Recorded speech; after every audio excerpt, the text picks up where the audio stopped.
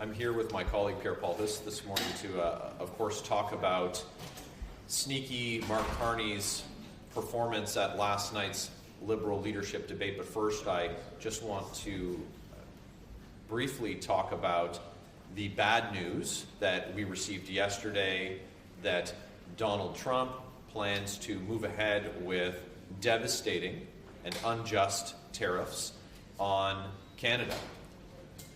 Canada was given a 30-day reprieve from these tariffs. And where have the Carney-Trudeau Liberals been for the last month? Well, they haven't been in the House of Commons, where they could have passed a bring-it-home tax cut, where they could have repealed their anti-pipeline bill, C-69. They haven't been here where they could have canceled their job-killing, food bank line driving carbon tax.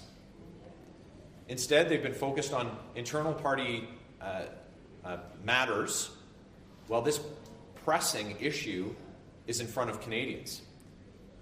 And so the question to the Carney-Trudeau Liberals tonight is, what are they going to do in the next week after having squandered the last 3 weeks where they should have been preparing to deal with President Trump's unjust tariffs?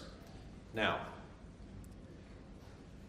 last night we saw carbon tax Carney speak to Canadians, and what did he have to say? Well, it's always something different, but he was unclear last night about his shadow carbon tax and what that's going to cost Canadians, what it's going to cost them when they're buying groceries, when they're buying gas. How many Canadian jobs is his shadow carbon tax going to cost? He's had multiple chances to clarify, was pressed on it last night, and he refused. He's claimed that he plans to balance the budget, but he's also saying he's going to keep all of Justin Trudeau's inflationary and out-of-control spending. He's also said that he's going to use a sneaky accounting trick by putting half the spending on one credit card, the other half on another, and then hiding it behind his back. He hasn't been clear with Canadians about how he plans to do that accounting.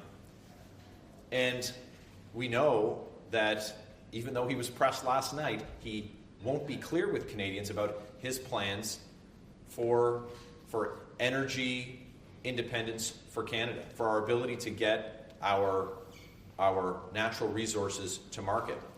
Saying one thing in English in British Columbia, and that's that he would use emergency powers to drive projects like pipelines east-west in this country, and then saying the opposite in French while in Quebec. And then last night, not being clear about what he plans to do. Tonight is the last chance that carbon tax Carney has to come clean with Canadians, instead of trying to dodge and duck what his real plans are. Canadians deserve answers, because in a matter of weeks, the leader of this Liberal contest, not having been elected by Canadians, will become Canada's Prime Minister. We need to have accountability from them.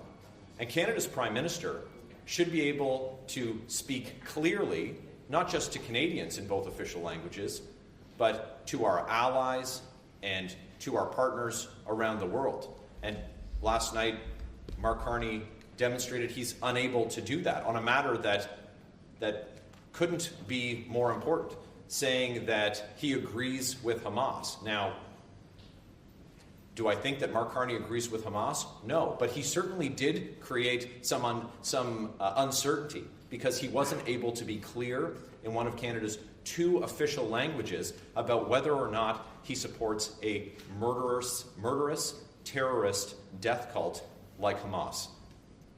Canadians need answers. Canadians deserve accountability. Tonight is carbon tax Carney's last chance to come clean with Canadians, and we look forward to hearing him pressed hard by journalists tonight because he's been avoiding opportunities to talk to the media, running away last night when he was pressed in French during his media scrum. And so we're going to be watching tonight and look to see what Canadians can expect from sneaky Mark Carney.